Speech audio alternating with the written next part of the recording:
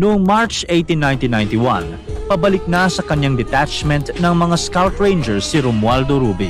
Pero ang hindi niya alam, may mga NPA na pala na rebelde sa detachment dahil walang tao dito. Papunta pa lamang siya ay nakita na siya ng mga NPA at pinaputukan siya. Napilitang lumaban si Ruby gamit ang kanyang M16 na may 200 rounds lamang laban sa halos 100 NPA rebels. Sumugod ang mga rebelde at nahihirapan silang puntahan ang lokasyon ni Ruby dahil sa galing nito sa baril. Nang sinubukan nila, napatumba ni Ruby ang 3 rebelde at nakasugat ng 5 pa. Nagalit ang pinuno na si Commander Lima sa kanyang nakita, kaya sa pangalawang grupo na sumugod kay Ruby, siya na mismo ang nasa harap. Doon siya nagkamali dahil agad siyang napatumba ni Ruby at isa pang rebelde.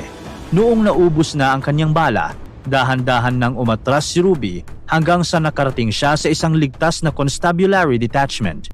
Nagawa niyang makaligtas sa isang ambush nang walang malalaking sugat.